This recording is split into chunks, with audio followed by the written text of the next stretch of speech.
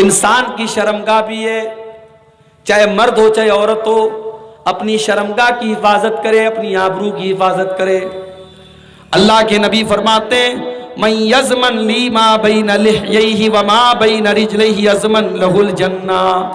اپنی زبان کی گارنٹی دے دو، اپنی شرمگاہ کی گارنٹی دے دو، میں تمہیں جنت کی گارنٹی دیتا ہوں۔ اپنے آپ کو زنا سے بچاؤ، اپنے آپ کو بدکاری سے بچاؤ، میں تمہیں جنت کی گارنٹی دیتا ہوں۔ اللہ کے پیارے نبی فرماتے ہیں عورت 4 کام کر لے جنت میں چلی جائے گی، عورت 4 کام کر لے جنت کے جس گیٹ سے چاہے، جنت کے جس دروازے سے چاہے وہ جنت میں چلی جائے گی۔ اذا صلت المرأۃ 5، عورت 5 ٹائم کی نماز پڑھے، وصامت شہرہا، رمضان کا روزہ رکھے، واطاعت زوجہا، اور شادی کے بعد اپنے شوہر کی اطاعت کرے، واحسنت فرجہا، اور اپنی شرمگاہ کی، اپنی عزت و آبرو کی حفاظت کرے۔ یہ 4 کام اگر عورت کر لے، اللہ کے نبی فرماتے ہیں دخلت من ابواب الجنت شات، عورت جنت کے جس دروازے سے چاہے جنت میں جا سکتی ہے۔ مگر ایک بات مجھے کہنے دیجئے میرے بھائی، نبی نے تو کہہ دیا شرمگاہ کی حفاظت کرو، مگر شرمگاہ کی حفاظت کیسے کریں؟ جب مسلمان لڑکی اپنے گھر سے بے پردہ نکل کر کے چلے گی تو شرمگاہ کی حفاظت کیسے ہوگی؟ جب سماج کے اندر بے حیائی ہوگی، جب محرم غیر محرم کا کوئی فرق نہیں ہوگا، جب مسلمان لڑکیاں بے پردہ نکلیں گی تو اس سماج کے اندر زناکاری کو کیسے کنٹرول کیا جائے گا، بدکاری کو کیسے روکا جائے گا؟ جس سماج میں لڑکے کا باپ لڑکی کے باپ سے 5 لاکھ روپے کی ڈیمانڈ کرتا ہو، اس سماج میں شرمگاہ کی حفاظت کیسے ہوگی؟ جس سماج میں غریب لڑکی کا باپ جہیز کا انتظام نہ ہونے کی وجہ سے اپنی جوان بیٹی کی شادی نہ کر پاتا ہو، اور بیٹی کی عمر نکل رہی ہو اور بیٹی کے غلط راستے پر جانے کا ڈر ستا رہا ہو، اس سماج میں شرمگاہ کی حفاظت کہاں سے ہوگی؟ جس سماج میں نکاح کو مشکل کر دیا جائے اور زنا کو بالکل آسان کر دیا جائے، اس سماج میں شرمگاہ کی حفاظت کہاں سے ہوگی میرے پیارے ساتھیوں؟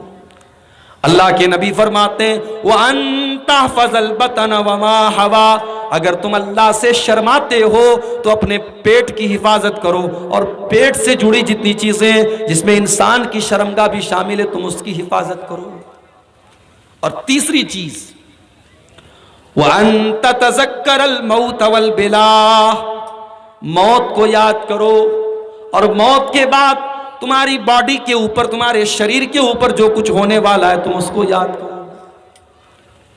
دنیا میں بڑے خوبصورت ہیں آپ، بڑے اسمارٹ ہیں آپ، بڑے ہینڈسم ہیں آپ، بڑا چہرہ آپ کا خوبصورت ہے، لیکن مرنے کے بعد جب آپ کو زمین میں ڈالا جائے گا، جب آپ کو قبر میں ڈالا جائے گا، اور 1 سال کے بعد آپ کی ڈیڈ باڈی کو جب قبر سے نکالا جائے گا تو آپ کا کنکال دیکھ کر کے آپ کی بیوی بھی ڈر جائے گی، آپ کے بچے بھی ڈر جائیں گے، آپ کے خوبصورت چہرے کی خوبصورتی ختم ہو جائے گی۔ اور میرے پیارے ساتھیوں، وہ دن ہم سب کے اوپر آنا ہے، قبر میں ہم سب کو جانا ہے، اور وہ دن ہم سب کے اوپر آنا ہے۔ ہم نے دنیا میں کروڑوں کی دولت کما لی، مگر 2 گز زمین کے نیچے ہم سب کو جانا ہے۔ ہم جتنے بھی خوبصورت ہو جائیں اسی مٹی کے اندر ہم کو جانا ہے۔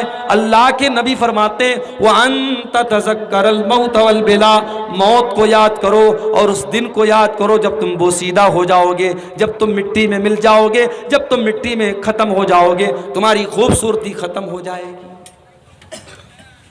مگر ہم تو اتنے کٹھور دل ہو چکے ہیں کہ ہمیں قبرستان جانے کے بعد بھی موت یاد نہیں آتی ہے۔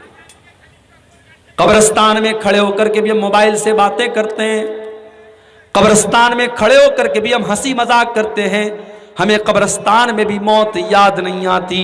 میرے پیارے ساتھیوں، اللہ کے نبی فرماتے ہیں اکثروا ذکر ہادم اللذات، او میری امت کے لوگوں، لذتوں کو توڑ دینے والی چیز موت کو زیادہ سے زیادہ یاد کیا کرو، موت کو زیادہ سے زیادہ یاد کیا کرو۔ اور ایک حدیث میں اللہ کے نبی کہتے ہیں کہ قبرستان جایا کرو، قبرستان کی زیارت کیا کرو، فَإِنَّهَا تُذَكِّرُكُمُ الْآخِرَةَ، اس لیے کہ قبرستان جانے سے تمہیں موت کی یاد آئے گی، قبرستان جانے سے موت یاد آتی ہے۔ اللہ کے نبی فرما رہے ہیں یہ 3 کام جو کر لے سمجھ لو وہ اللہ سے شرماتا ہے، اور جو اللہ سے شرمائے گا اللہ اس کو جنت میں داخل کرے گا۔ تو گناہوں سے اگر میرے بھائیوں ہم اور آپ بچنا چاہتے ہیں تو ہمیں اور آپ کو اللہ سے شرمانا ہوگا، اور اللہ سے شرمانے کا جو مطلب ہے وہ اس حدیث میں نے آپ کے سامنے پڑھ کر کے سنا دیا ہے۔ اسی طریقے سے اگر آپ گناہ سے بچنا چاہتے ہیں، آپ اچھے لوگوں کے ساتھ رہیے۔ اگر آپ سگریٹ پینے والوں کے ساتھ رہیں گے تو آج نہیں کل آپ بھی سگریٹ پینے لگیں گے۔ آپ بے نمازی لوگوں کے ساتھ رہیں گے تو آج نہیں کل آپ بھی بے نمازی ہو جائیں گے۔ انسان کے اوپر صحبت کا اثر پڑتا ہے، سنگت کا اثر پڑتا ہے، اس لیے اچھے لوگوں کی سنگت میں رہیے۔ اسی لیے اللہ کے نبی فرماتے ہیں المرء علی دین خلیلہ، انسان اپنے ساتھی اور اپنے دوست کے دین پر ہوتا ہے، جیسا دوست کا دین ہوتا ہے ویسا اس کا دین ہوتا ہے۔ لہٰذا انسان جب کسی سے دوستی کرے تو سوچ سمجھ کے دوستی کرے۔ آگے رمضان کا مہینہ آ رہا ہے، رمضان کا مہینہ بس دو چار دن کے بعد ہم پر سایہ فگن ہونے والا ہے۔ اگر آپ باقی سال کے 11 مہینے نماز نہیں پڑھ رہے ہیں تو کم سے کم رمضان میں آپ نماز پڑھنا اسٹارٹ کر دیجئے، شروع کر دیجئے۔ اگر آپ سگریٹ کی لت آپ کو ہے اور آج تک آپ نہیں چھوڑ پائے ہیں تو آنے والے رمضان میں اس کو چھوڑنے کی کوشش کیجئے۔ اگر آپ کے اندر کوئی بری عادت ہے اور آج تک آپ اپنی بری عادت کو چینج نہیں کر پائے تو رمضان میں آنے والے رمضان میں اپنی اس بری عادت کو چینج کرنے کی کوشش کیجئے، اس لیے کہ اللہ کے نبی فرماتے ہیں اذا کانت اول لیلۃ من رمضان، جب رمضان کی پہلی رات آتی ہے آسمان کے دروازے کھول دیے جاتے ہیں اور جہنم کے دروازے بند کر دیے جاتے ہیں، اور آسمان سے پکارنے والا پکارتا ہے اور کہتا ہے یا باغی الخیر اقبل، اے نیکی کا کام کرنے والے تو آگے بڑھ، اور اے گناہ کا کام کرنے والے تو پیچھے ہٹ جا۔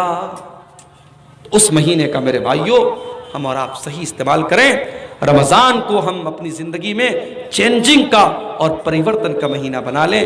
یہ چند باتیں تھیں گناہ کے سائیڈ ایفیکٹ کے تعلق سے اور گناہوں سے بچنے کے طور طریقوں کے تعلق سے۔ ہم اللہ سے دعا کرتے ہیں رب العالمین تو ہمیں گناہوں سے بچنے کی توفیق عطا فرما، ہمیں تو سچی توبہ کرنے کی توفیق عطا فرما۔ رب العالمین آنے والے رمضان میں ہمیں تو توفیق دے کہ ہم جو گناہ کے کام کرتے ہیں ہم ان کو چھوڑ کر کے تجھے راضی کرنے والے کام کریں۔ ہم میں سے جو بیمار ہیں اللہ ان کو شفائے کامل عاجل عطا فرما، جو روزی روٹی سے پریشان ہیں اے اللہ